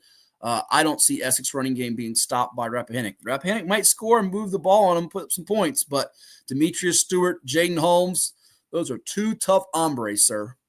Yeah, I think even though Rappahannock's a very good team, Essex, 40 points for them on a bad night.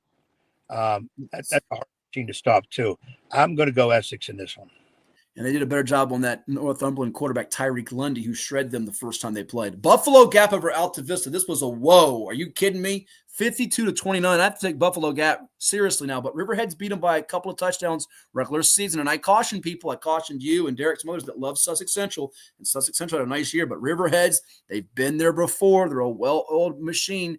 Big Red, go Big Red. Not Andy Reid Big Red, but Big Red, the Gladiators. They know how to get it done. I'm not going against them in this spot. Not at all. Yeah, I seen that Alta Vista's been knocked out of there. Give me Riverheads.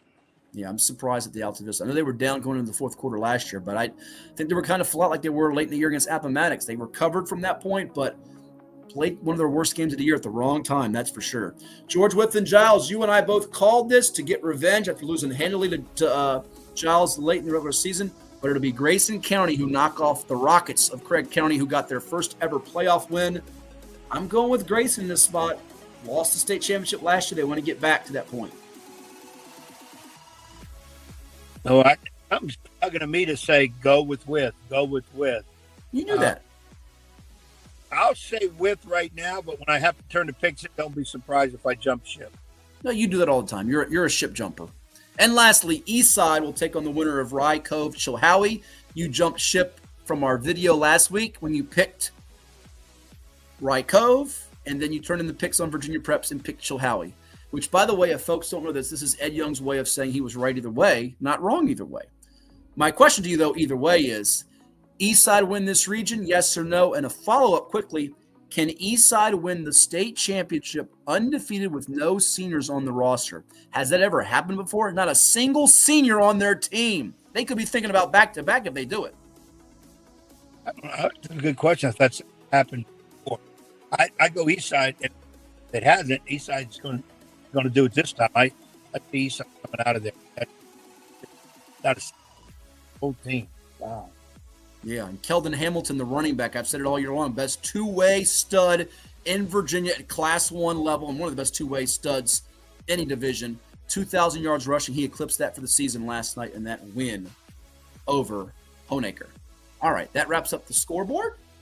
We're going to take a timeout. When we come back, we're going to play over or under, not buy or sell, over or under. With some questions for all of you out there. It is 757 Sports Talk, and you're watching with us. Where are they watching with us at, Ed? Cova Sports TV. Where else would you want to be? Oh, yeah. Now this from those that help make it possible. Come on back, y'all. Did you know that the minimum limits in Virginia are $30,000? $30,000 is a lot of money on an individual basis, but if you're involved in a personal injury matter, that's not enough. Here at Williams-Deloitte, we're happy to provide a consultation on the amount of coverage you have in your vehicle. It can be confusing. Not many people understand it. You know you need to have it, but do you have enough? Give us a call today at 757-547-5555 so we can help you prepare in the case of an automobile accident or any other personal injury matter that you or your family may find yourself in.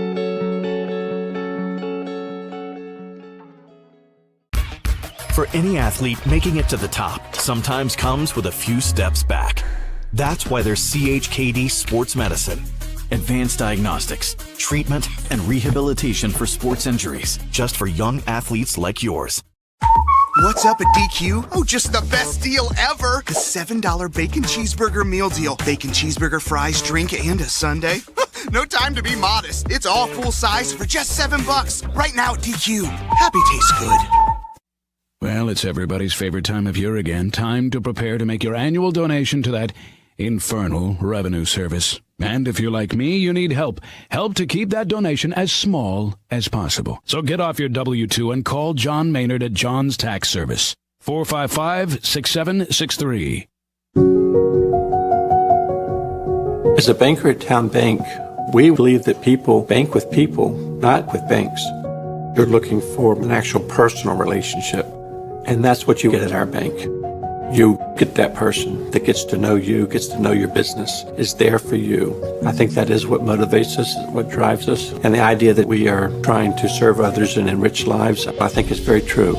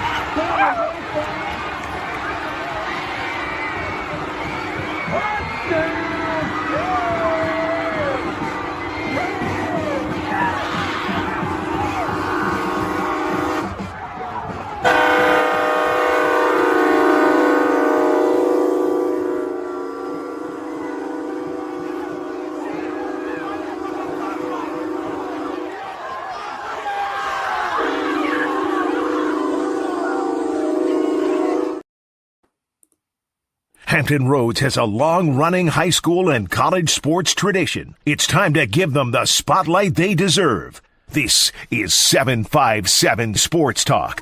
Here are Matt Hatfield and Coach Ed Young.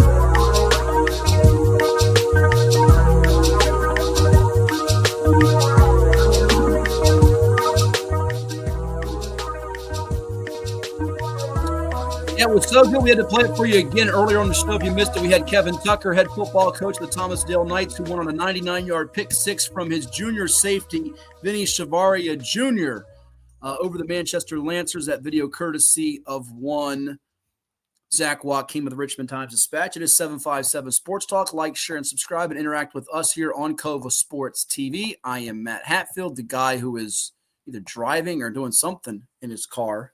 The coach, Ed Young. I know that's the first time you saw that video, right? Because you didn't see it on SportsCenter, did you? You missed it earlier, didn't you? Uh-oh, you've muted yourself. We can't hear a word you're saying. You're talking and you're muted. Try it now. Your mouth's moving. Nope, we don't hear you at all now. You've somehow muted yourself. Try it again. Take two. Here's take three. And if this doesn't work, he's going to have to log out and then log back in, because you've apparently done something when you changed your phone and you've muted yourself. Now we can hear a peep that you're saying, which might be better for some out there. They've wanted to mute you forever. They got the remote control like this and said, mute Ed Young, and he got muted. They said, mute you. Can't hear him. Mute him. Oh, I just unmuted my TV, by the way. Go ahead. Try talking now. Oh, we don't have you. We don't have a word you're saying. Not a word you're saying. So best thing to do is to X you off and then see if we can get you back on. And we'll see if that works. So right now we're having some technical difficulties. You knew this was going to happen with Ed. It was bound to happen. Right as we're getting close to the end of the show, we got to do NFL picks. We've got to do the over or under. He started driving the car, and as soon as he got behind the wheel, all kinds of nonsense occurred. Yay. Just bad. Never great. Never great.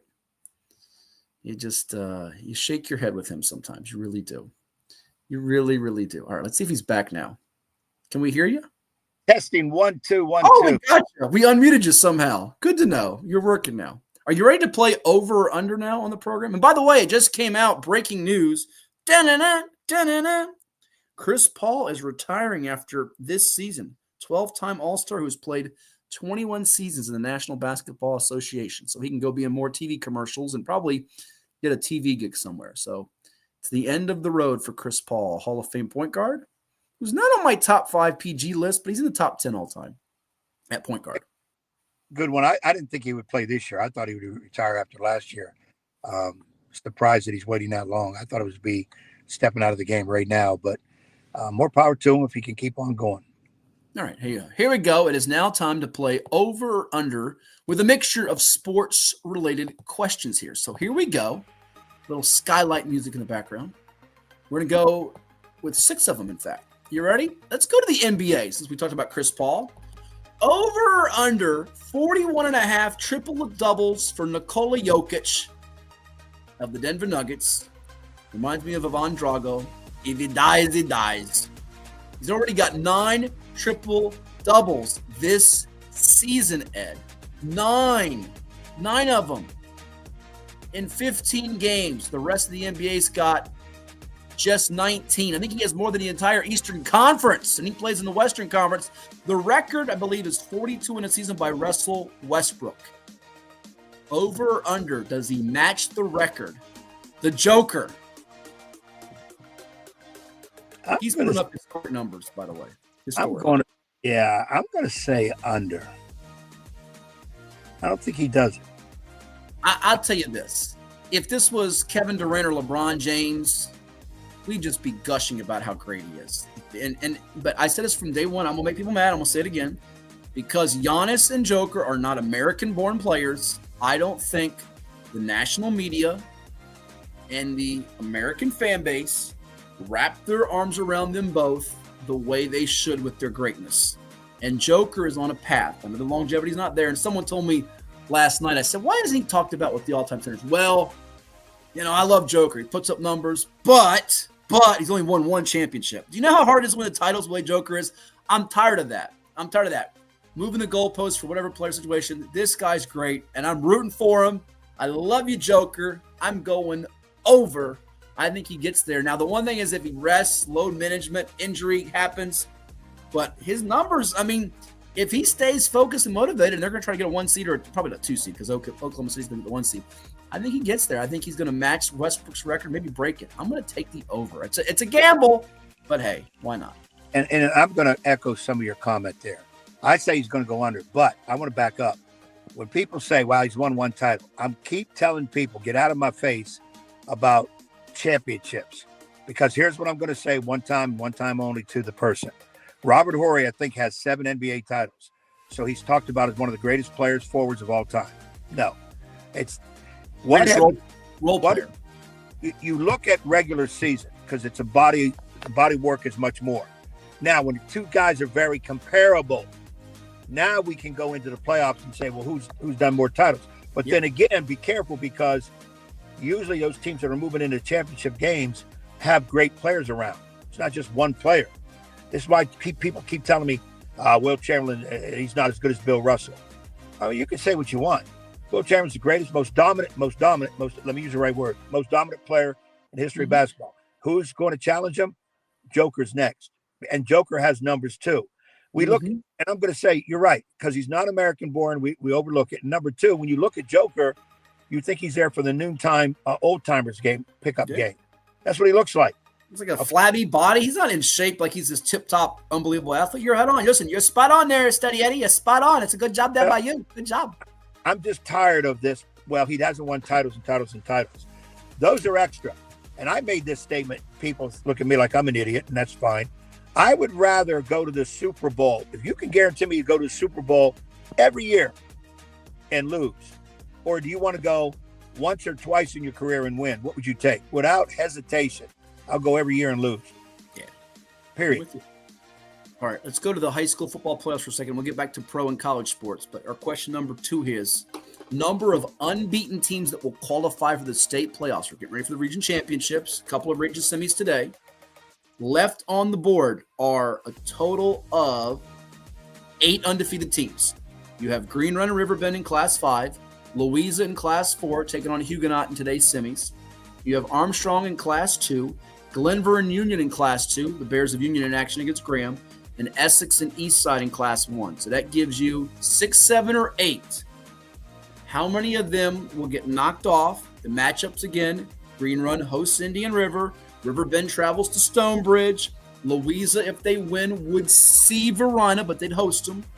Armstrong hosts Poquoson, Glenver hosts Gretna, Union would host Lebanon or Ridgeview if they win, Essex hosts Rappahannock, Eastside will host the winner of Rye Cove Chilhowie. Over or under 5.5 unbeatens. I think I counted 5, which is under. Okay. I'm going to say under because I think 5 can do it, but not 6 or more. You know, the real tricky one here is Union. Yeah. But I will say this. If they don't, I still got on the board Riverbend, Louisa. I think Essex and Eastside do it. I like Armstrong and Glenver. I'm kind of stuck at 4, and then it's sort of tough to go over there. You know, you taught me to do it. You're going under. I think I'm going to have to go under as well. I'm going to go under. I think we have 5 or less unbeatens out of the 16 teams for the state semifinals. All right, out of the 12 teams for the state semifinals. Wait. 24 teams. 24 teams. My math is all over the place. So you have 4 per class out of 6 classes. So I think it'll be 4. It'll just be 25%, or not even 25% of the teams that are left are unbeaten. Yeah. Yeah, I just feel the number 5 sticks in my head, and I can't push myself over it. So that's under.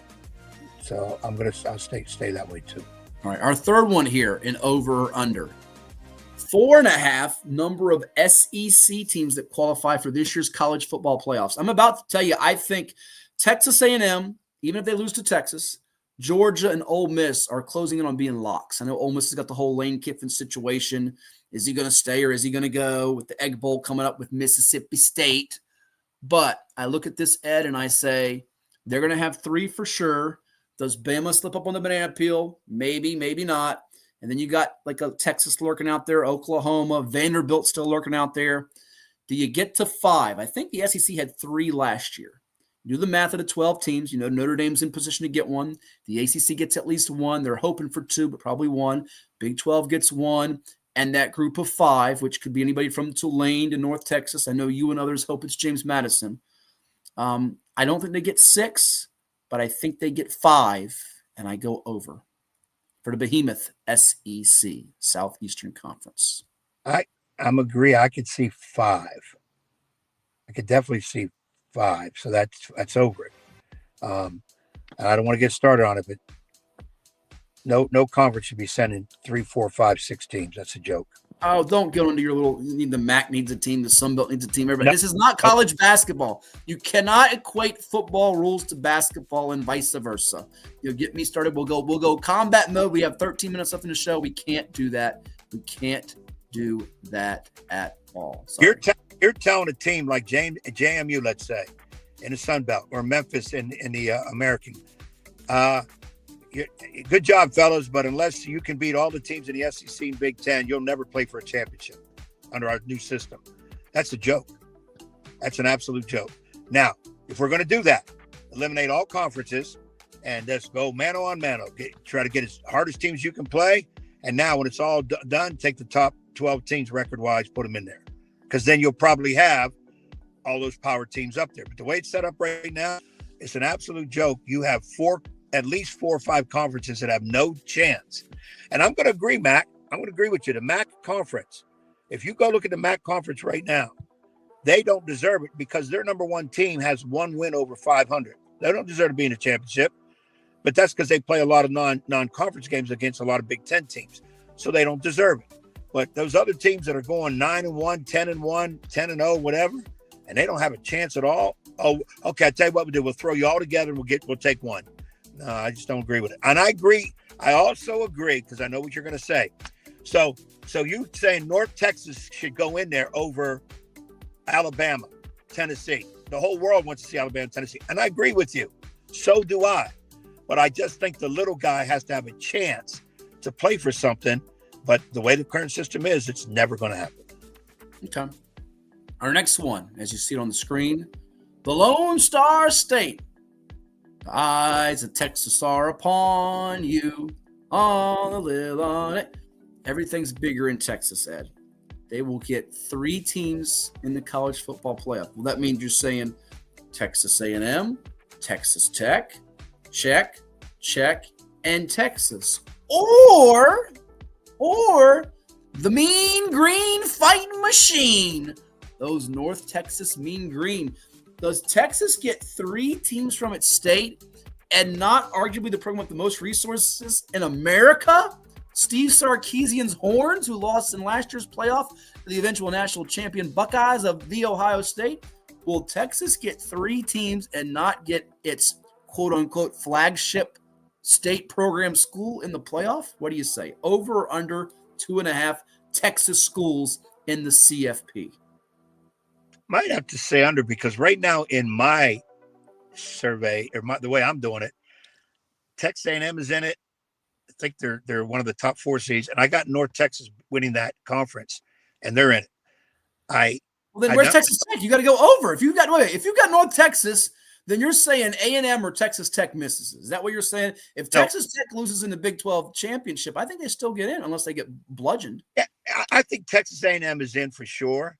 It's 2. I would, if North Texas wins their conference, I put them in. I don't think the committee is. Then you got 3. And Texas Tech, it's 3, right? So I said under. I'll go over. It's 3. All right, you're going over. I'm going to say under because I don't think Texas will get in unless they absolutely blow out A&M. They have to blow them out. They blow them out, the committee could be swayed by that. But then they're going to have to bump out maybe a Notre Dame or a Miami, and that's where it's going to get dicey. And because you don't see Miami win the ACC, it's going to probably be either Georgia Tech or UVA most likely with the way it's going to set up here. And North Texas in the AAC, that group of 5, I think it's less than a 50% chance. It wouldn't stun me if they got in, but I'm going to take the law of averages and take my chance. I think it's about a 52 to 53% chance they get 2, not 3. It would be fascinating if North Texas joins A&M and Texas Tech and the Longhorns don't make it. But I'll go under just to be different from you, and I feel that way anyways, not just to be different from you. Let's now go to our last 2, and it's college football, again, before we close out with NFL. Number of ACC championships for James Franklin, the former Penn State sideline boss, at the helm of Virginia Tech's Hokies. Will he get not 1, but 2 ACC titles in Blacksburg, Hokieville, Hokietown? Wow, I kind of feel you're going to have something about Mr. Franklin at Virginia Tech. You knew it.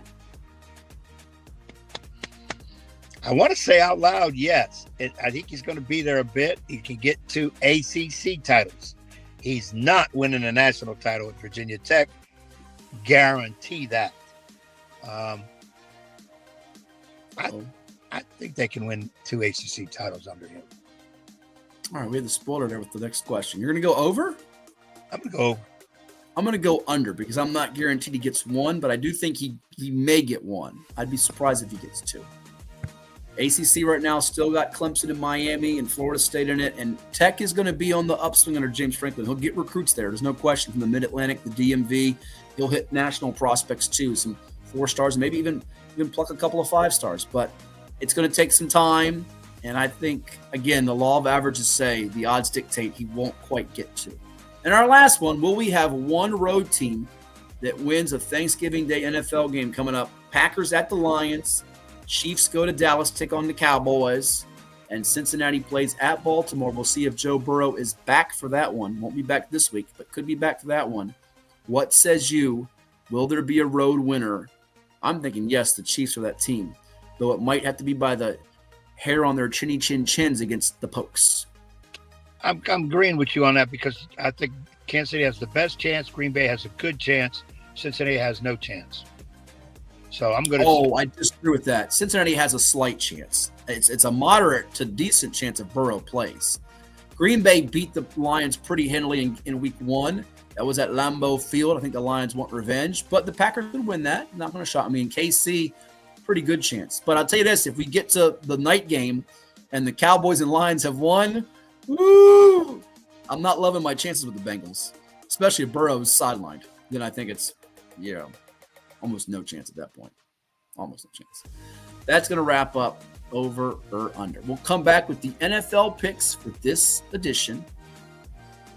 Nobody knows if Ed Young has the odds in front of him, if he's studied the odds. What we can tell you as we show you the season stats. 2-game lead for America's favorite host over Bruce Pearl of the Mustangs, and 4 games over you, Sir Edward. We'll come back with NFL picks to put the finishing touches on this episode of 757 Sports Talk. You are watching Cova Sports TV. Now this from those who help make it possible to talk to all of you. What is more? Is it more reps, more strength, more stamina, We say it's all of that, but it's greater than just what's in the mirror. It's about improving your mental and physical health. More is a feeling of achievement, fulfillment, confidence. It's looking better, feeling better, being better, and it's our mission to get you there. Because here, you are more. One Life Fitness.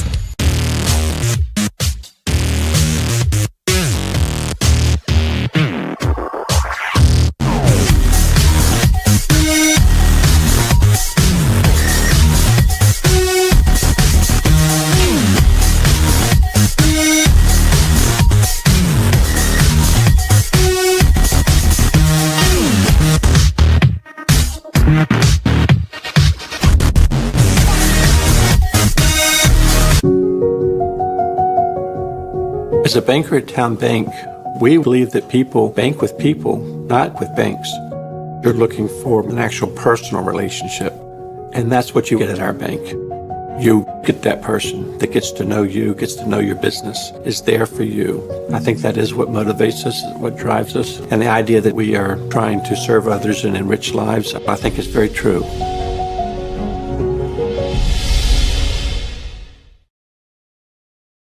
It's 757 Saturday Sports Talk with Matt Hatfield and the one and only Coach Ed Young, every Saturday morning at 10 a.m. on Cova Sports TV.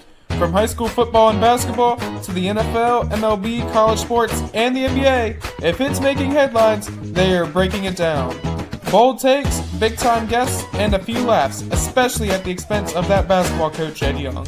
Catch it on Cox TV and your view, and don't forget to like and subscribe on YouTube at Cova Sports TV.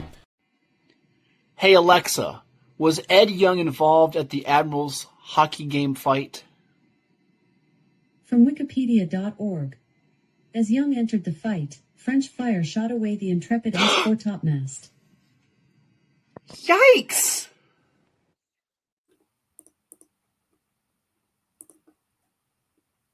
This is 757 Saturday Sports Talk with Matt Hatfield and Coach Ed Young.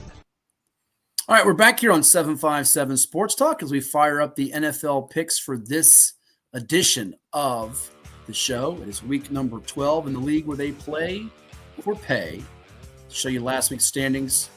2-1 for yours truly. I got the W's. Thanks to the Steelers covering the 5.5 for me, as well as the Dallas Cowboys covering the 3.5 against Ed's Raiders. Loss on the Rams -3 just by a point. Won by 2 with that missed field goal by Seattle. Ed got the Niners -2.5, but lost on Houston -5.5. Only won by 3. And Baltimore -7.5 against the Brownies. Oh, they won by 7. He lost by half a point, and there his screen went black. He lost it all. He lost it literally and figuratively. Bruce Pearl lost on the Lions +2.5. Eagles won 16-9. Packers -6.5. They won by half a point for Brucey to avoid a winless week. He lost on the Vikings -2.5 as the Bears prevailed 19-17 over Minnesota. Getting that revenge for the week 1 loss on Monday Night Football. So to update you, there are the standings for the season. 17-16 for me. I will bask in that glory until I probably have a winless week, in which case I will not show this graphic anymore. Ed has his hand covered over the screen here. I don't know what's going on there. We'll get that fixed in a moment. Ed is now at 13-20, 2 games behind Bruce and 4 games behind me. So there you have it. I'm going to show you Bruce's picks in a second because they are surprising to say the least. All I will say before I go first, then you follow with 2, I follow with 2, and you close it out with 1 here on this episode of 757 Sports Talk is, have you heard the phrase, the dogs are barking? Have you heard it before? Woof, woof, woof. Dogs are barking. Have you heard that phrase? Yeah, I've heard that. I'm talking about your feet, dogs barking. Brucey's got the dogs barking. Woof, woof, woof. He's picking not 1, not 2, but 3 pups this week. He's taking the Titans plus 13.5 at home with a rookie quarterback in Cam Ward against Seattle. He's taking the points. He's taking my Cardinals, Bird Gang, baby.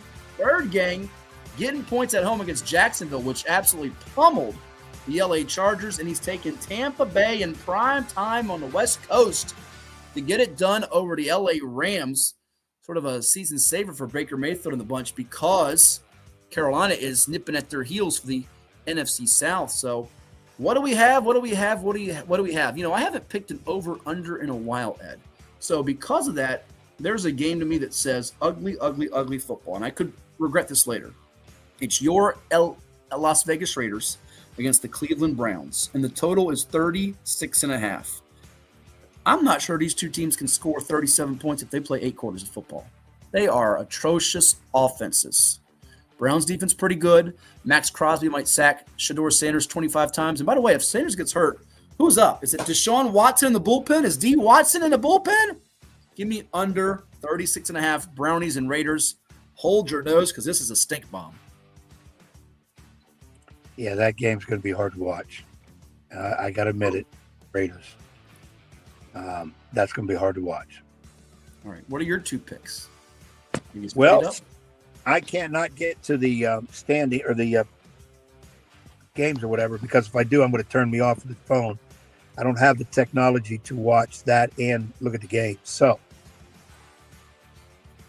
give me New Orleans. I think, what are they?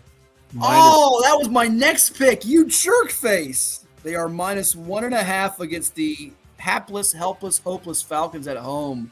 A lot of people are picking them in Survivor this week. It's a good pick. Good pick. I'm gonna go Saints. Sight unseen. I'm gonna give me Saints. Like I need to study this stuff. I'm in dead last place, and when I'm 3-0, it should be an investigation. You were 2 weeks ago. We're still investigating that, by the way. I'll go with the Saints on that one. And the second one, there was somebody I really liked. The games on a ticker. You can see the games on a ticker, by the way. Yeah, that's what I saw. Jacksonville. I know.